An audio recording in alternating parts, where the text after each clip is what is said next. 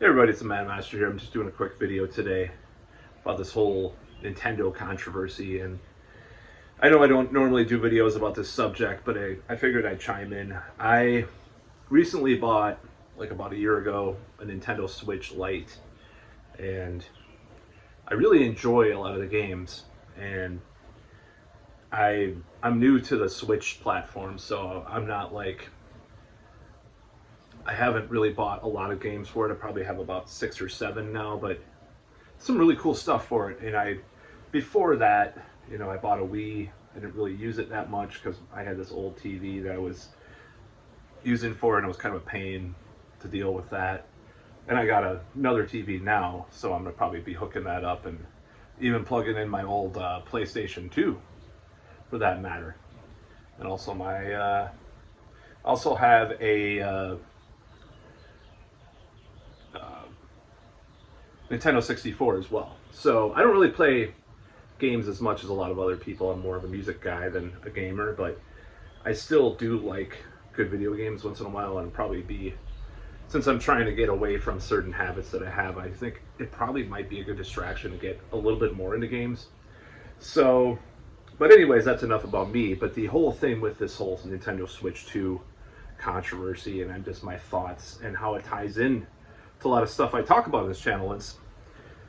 They talked about these game cards that are basically, I have one for, I think it was Doom, one of the Doom games.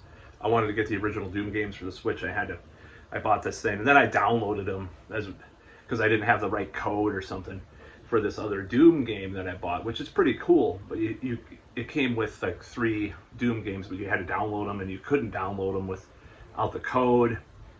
So these game cards that they're doing some of these games on, they're trying to go more to a model of no physical media. And they're still going to release a lot of physical media, it looks like, but it kind of ties in with just this rental society that they're trying to do. You talk about you have to subscribe to this to use this feature on the Switch. You have to buy this. You have this rental, eat the bugs, live in a pod. You'll owe nothing, be happy kind of thing. And it really makes me mad. I think the backlash is well warranted, just like with the Xbox One back in the day. And I've been watching a lot of videos about all that. So I think that's really a good thing that there's a backlash on this whole thing, because I think it's about time that we really, got back to a society which, we're going to be capitalists, but if we can just be a little bit better about it with people, and not have this just voracious greed. And I know that's hard to tamper down, and maybe people think we need to be more collectivist and all this stuff, but it's just ridiculous. So I'm not going to be buying the Nintendo Switch 2. Maybe 10 years from now, just like it's almost 10 years since I actually bought I finally bought the latest console. Well, it's a Switch Lite, but I might buy the Switch. I might actually buy the actual Switch so I could play games on TV eventually.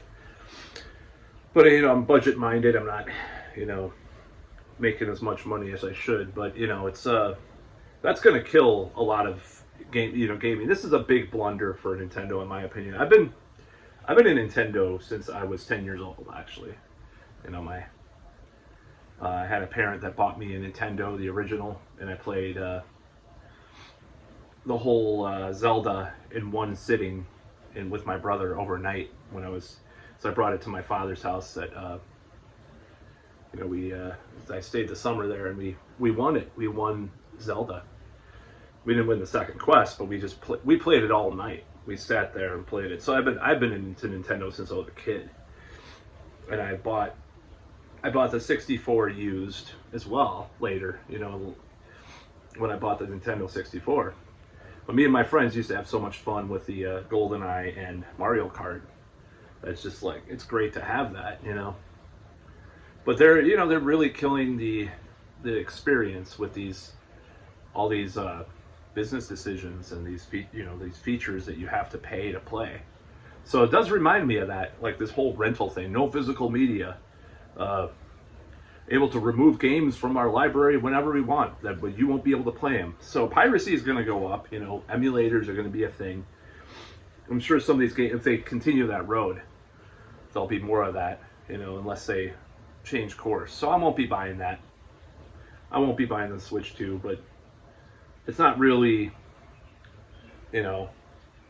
honestly on my agenda anyways. But if there was really cool stuff, like I really like the Mario games that were released for the Switch, and I haven't really delved into the Zelda ones yet. But I'm brand new to the whole Switch thing, so because I skipped the GameCube. I eventually bought a GameCube used too, and I didn't really get into the GameCube as much, but I really did get into, which I still have a couple GameCube games like the Zelda compilation, which is really cool to have at this point. You can just plug it into the Wii. So and play all the Zelda games.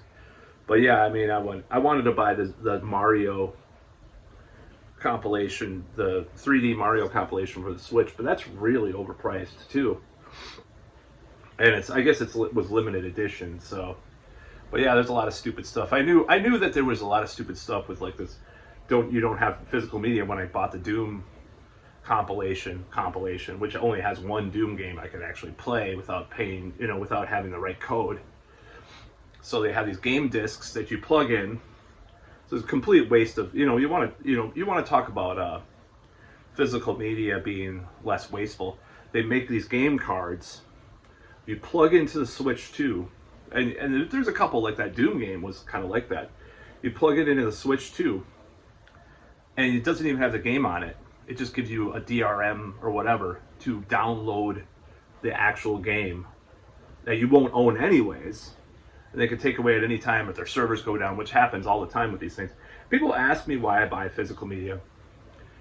And, I was just kind of a materialistic weirdo for a while, probably buying it, all of it, But I have, I have sailed the high seas too, I will admit.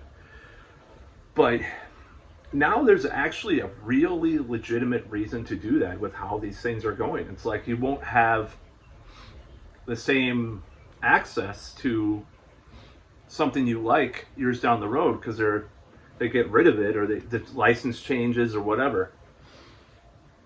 So yeah, I'm not gonna fall for that crap with the Nintendo Switch 2. Now if it goes on sale, if it like, you never know with these, like, if they go bankrupt. I don't think they'll go bankrupt from it, but the economic conditions might warrant that they discount it $200, and then they remove like that button, the chat that you have to. Well, they don't remove the button. They keep the button. There's this chat button. You have to subscribe to the chat to do the in-person chat thing. Maybe they have a some type of software you can download, a patch to make it so you can use any like Skype, not Skype, but like you can use Zoom on it or whatever. Maybe they'll make a patch for that. They do that. Get rid of the stupid game, the stupid game card thing with the. I don't even remember what it's called. I'm just kind of but anyways, with the stupid game key card. That's right. The game key card. That sounds a lot of fun, man. Get rid of that stuff. Get rid of, have the button be able to do any kind of chat program that you want, or at least like have access to that. And then lower the prices of the games, lower the price of the actual console, and maybe I'll be in. But other than that, maybe 10 years from now, I might buy a Nintendo Switch 2. But meantime, I have a ton of games to catch up with, Honestly, I have a couple of Wii games that I have to catch up with. I'm kind of antiquated. I'm stuck in the past, whatever. But anyways, that's about all.